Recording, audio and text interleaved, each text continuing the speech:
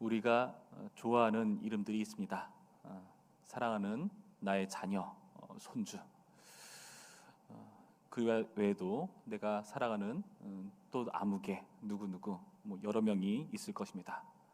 우리가 얼마 전에 구정 연휴를 맞이하면서 친척들을 맞이하는데 손주가 온다고 생각해 보시기 바랍니다. 얼마나 좋습니까?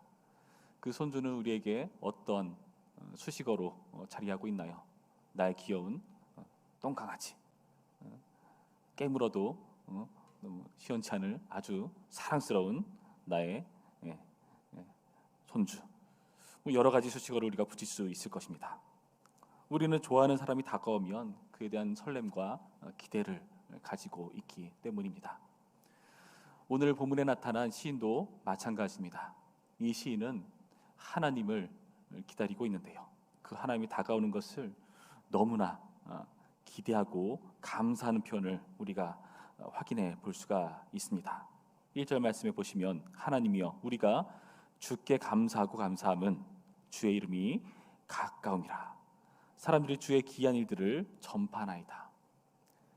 왜 시인은 하나님이 오시는 것을 감사하게 여기고 있을까요? 도대체 그 하나님의 이름이 어떤 분이시길래 그 주의 이름이 가까울 때 이 시인은 감사한다고 표현하고 있을까요? 도대체 그분의 귀한 일들이 무엇이길래 이 하나님을 기대하고 있는가? 그 하나님의 이름은 무엇인가 하면 뜻밖의 이름입니다. 바로 재판장이신 하나님이십니다. 2절 말씀 보실까요? 주의 말씀이 내가 정한 기약이 이르면 내가 바르게 심판하리니 땅의 기둥은 내가 세웠거니와 땅과 그 모든 주민이 소멸되리라 하시도다. 셀라. 이 말씀을 보시면 하나님께서 정한 때가 있으면 내가 바르게 심판한다는 예고를 하고 계시죠. 그러면서 이 땅의 현상에 대해서 지금 설명해 주고 계십니다. 이 땅은 어떤 상태인가? 소멸되리라 표현이 있죠. 여기 어감이 정말 심판하실 것처럼 예언하는 것처럼 그런 뉘앙스로 풍기는데 그런 의미라기보다는 현재 이 땅은 흔들리고 있다, 녹아내리고 있다라는 원문상의 의미는 그렇습니다. 이 소멸된다는 표현이 녹아내린다, 흔들거린다 뜻이거든요. 이 땅이 흔들리고 불안한 상태에 있다고 말씀하시는 겁니다. 그런데 그 땅이 계속해서 유지되어 올 수 있었던 것은 바로 하나님 때문이죠. 땅의 기둥은 내가 세웠거니와. 다시 말해서 이 흔들리고 위태로운 세상을 하나님의 은혜로 붙잡아 주시고 계셨기 때문에 그래서 지금 이렇게 유지될 수 있었던 것이다 설명해 주고 계신 것입니다. 그런데 이제 곧 하나님께서 정한 기약이 이르면 바르게 심판한다 표현하시죠. 왜 이 땅은 혼란스럽고 흔들거리고 녹아내릴 것처럼 불안한 상태에 있습니까? 바로 오만한 자들 때문이라고 성경은 설명해 주고 있는데요. 4절부터의 말씀 보실까요? 내가 오만한 자들에게 오만하게 행하지 말라 하며 악인들에게 뿔을 들지 말라 하였노니 너희 뿔은 높이 들지 말며 교만한 목으로 말하지 말지어다. 사람들의 오만과 교만 때문이라고 말씀하시죠. 높아지라는 것은 사실 당연한 현상 같아 보입니다. 우리가 잘 되기를 원하고 이왕이면은 1등이 되고 싶고 높은 자리를 차지하고 싶어하는 우리의 기질들이 다 있기 마련입니다. 그런데 그게 도대체 뭐가 문제란 말인가? 우리가 열심히 노력하고 애를 써서 우리가 보다 나은 사람이 되려가는 것이 도대체 뭐가 문제란 말인가? 바로 이런 점 때문에 문제입니다. 6절부터의 말씀 보실까요? 물은 높이는 일이 동쪽에서나 서쪽에서 말미암지 아니하며 남쪽에서도 말미암지 아니하고 오직 재판장이신 하나님이 이를 낮추시고 저를 높이시느니라. 높이고 낮추는 그 일이라는 것은 사람의 주관에 달려있지 않다고 말씀하십니다. 바로 하나님께 달려있다. 오직 재판장이신 하나님만이 높이고 낮추는 일을 하시는 분이다라는 것을 말씀해 주고 계십니다.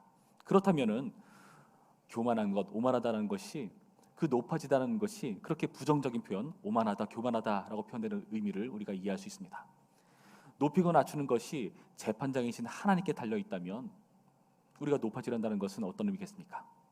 내가 높아지려 한다는 것은 상대방을 깎아내린다는 뜻이죠. 다시 말해서 내가 하나님처럼 재판장이 되겠다는 것입니다. 그런데 문제는 무엇입니까? 너도 나도 다 재판장입니다. 그래서 나는 옳고 내가 아닌 모든 것은 틀립니다. 나랑 같으면 인정해 줄 수 있겠지만 결국 내가 아니기 때문에 깎아내리는 그런 모습 또한 볼 수가 있다는 것이죠. 스스로 높인다는 것은 스스로 재판장이 되어서 모든 것을 깎아내리고 나는 높이는 그런 모습들. 심지어 여기에는 하나님도 없죠. 하나님 또한 나보다 아래다. 하나님 또한 나의 잘 되는 것에 이용되어야 될 대상일 뿐이다 라고 하는 스스로를 높이려는 기질들, 이것을 오만하고 교만하다고 표현하고 있다는 것입니다. 세상이 그렇습니다. 그런데 더 큰 심각한 문제는 무엇이냐 하면은 때로는 교회도 그렇게 보일 때가 있다는 것입니다. 우리가 교회 역사를 살펴보면은 십자군 전쟁이라는 것이 있었죠. 이 십자군 전쟁은 쉽게 말해서 뭐냐 하면 교회가 자신의 자존심 내세우기 위해서 벌인 비극입니다. 교회가 자기의 이름을 위해서, 자기의 명예와 재물과 명분을 위해서, 지위를 위해서, 높아지기 위해서 기독교를 명분 삼아 모든 것을 깎아내리려 했던 그런 안타까운 암울한 과거 역사였습니다. 십자군에서 볼 수 있듯이 우리는 우리가 잘 되기 위해서 다른 것을, 기독교를 이용해서 깎아내리는 모습이 종종 등장을 합니다. 우리는 하나님 믿기 때문에 잘 되어야 됩니다. 만사 형통해야 됩니다. 하나님 믿지 않는 모든 것은 사탄 마귀입니다. 우리가 잘 돼야 되고 그들은 못난 존재고 그들은 못한 존재입니다. 그 전제를 깔고 있는 번영을 추구하는 우리의 신학들. 상대방에게 사랑을 베푼다고 하지만 결국에 그 사랑에 담겨 있는 것은 나보다 남을 낮게 여기는 것이 아니라 나는 우월한 존재이고 너에게 긍휼과 은혜를 베풀 수 있는 특별한 존재다. 너는 그만한 열등한 존재다라는 것이 깔려있는 우월주의들. 나 개인에게도 그런 문제는 혹시 없는지 돌아보셔야 됩니다. 그렇게 오만하고 교만한 모습이 우리 가운데 있다면 우리는 이 시간 우리를 살필 필요가 있는 것이죠. 그래서 그런 자들에게 하나님의 진노의 잔이 있을 것이라 말씀해 주고 계십니다. 8절 말씀, 여호와의 손에 잔이 있어 술거품이 일어나는도다. 속에 섞은 것이 가득한 그 잔을 하나님이 쏟아내시나니 실로 그 찌꺼기까지도 땅의 모든 악인이 기울여 마시려다. 하나님의 진노의 잔을 설명하면서 우리는 긴장할 수밖에 없고 두려워할 수밖에 없는 것이죠. 그렇다면 지금 이쯤 와서 이 시인의 이 표현은 좀 이상합니다. 도대체 이 재판장이신 하나님의 이름이 가까이 다가온다는 것이 왜 감사거리인가? 왜 이에게 설레고 기대가 되는 그런 놀라운 이름인가? 두려움의 이름이 아닐까? 공포의 이름이 아닐까 싶지 않습니까? 그것은 그 하나님이 재판장이신 하나님이시기도 하지만 또 다른 이름을 가지고 계시기 때문입니다. 9절 말씀 볼까요? 우리 9절 말씀 한 목소리로 읽습니다. 시작. 나는 야곱의 하나님을 영원히 선포하며 찬양하며. 아멘. 이 시인은 야곱의 하나님을 찬양하고 있다는 것입니다. 이 야곱의 하나님을 선포하고 있다는 것입니다. 하나님이신데 그 수수어가 야곱의 하나님이라는 것이죠. 야곱의 하나님, 어떤 의미가 있습니까? 이스라엘의 이름도 쓰지 않습니다. 이스라엘의 옛 이름이었던 야곱이라는 이름을 지금 설명하는 이유는 무엇일까요? 야곱은 사실 사기꾼이라는 의미 아닙니까? 못나고 나약하고 약하고 도저히 하나님의 은혜를 받을 만한 존재가 못 되는 그런 못난 존재가 바로 야곱이 아닙니까? 그리고 그것이 다름 아닌 우리의 모습이지 있지 않습니까? 그런데 그 야곱의 하나님이 되시는 분이시기 때문에 우리에게 소망이 있다는 것입니다. 못난 야곱에게 하나님께서 그와 약속을 하시죠. 그래서 그를 하나님의 백성답게 이끌어 가시는 그런 놀라운 역사 가운데로 초청하시는 분이시라는 것입니다. 그래서 자세히 보시면 8절 말씀에 이 진노의 잔을 쏟아내시는 분이 바로 여호와라고 소개되어 있다는 것입니다. 여호와란 우리가 잘 아듯이 하나님께서 약속을 신실하게 지키시는 구원의 역사를 이루시는 그 과정 가운데 등장하는 이름이죠. 그래서 이 심판을 쏟아내는 가운데에서 여호와란 이름이 소개되고 있다는 것은 이 심판이 있을 때 구원받는 존재가 있다, 은혜를 입는 존재가 있다, 긍휼이 있는 존재가 있다라는 설명이라는 것을 우리는 주목해 보아야 된다는 것이죠. 그래서 이 심판은요, 의인의 구원이고 의인이 다시 소생하는 놀라운 역사라는 것을 기억할 필요가 있습니다. 그래서 바르게 심판하시는 이 하나님의 이 심판이라는 것이 우리에게 기쁨과 감사가 되는 것을 기억해야 한다는 것입니다. 그런데 도대체 우리는 야곱과 뭔 상관이란 말인가? 우리가 이스라엘이란 말인가?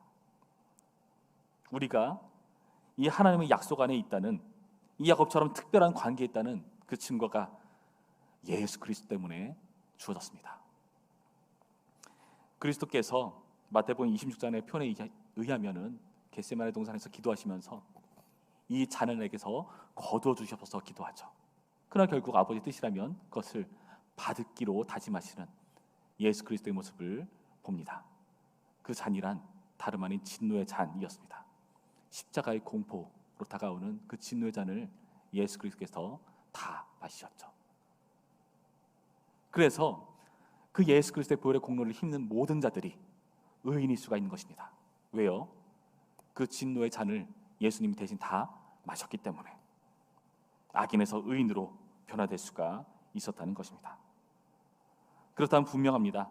오늘의 말씀에서 이 시인처럼 우리는 하나님의 이 재판장이신 하나님의 이름을, 야곱의 하나님이신 이름을 우리는 기대하며 설레며 바라볼 수가 있는 것입니다. 주님께서 곧 다시 오신다 말씀하시고 그 과정을 우리는 겪고 있는데요, 하나님 너무 늦게 오신 것 아닌가요? 싶을 때가 있죠. 우리는 그 하나님의 구체적인 뜻을 다 헤아릴 수 없지만 분명한 것은 그때는 어제보다 오늘 더 가까워졌다는 것입니다. 그리고 그때는요, 하나님의 바른 정의가 시행되는 때이고 정의이기 때문에 의인은 살아났습니다.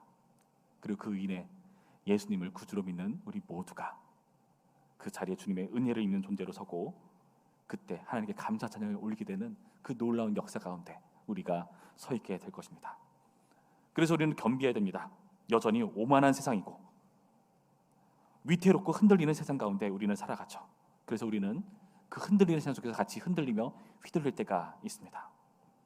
그러나 우리는 그때에 예수 그리스도라는 든든한 반석이 우리를 세워서 중심을 잡아야 되고요, 겸비해야 되고요, 그 안에서 힘들고 어려워서 이 흔들리는 세상에 나도 흔들려서 그래서 편안을 찾겠다가 아닌 그 든든한 반석이 우리를 세우셔서 결국 예수님 때문에 우리를 끝내 세우실 것이라는 기대감을 가지고 오늘 하루를 충성스럽게 감당해내셔야 되는 것입니다. 그 삶을 살기로 다짐하는 우리 모두가 되기를 주님의 이름으로 축원합니다.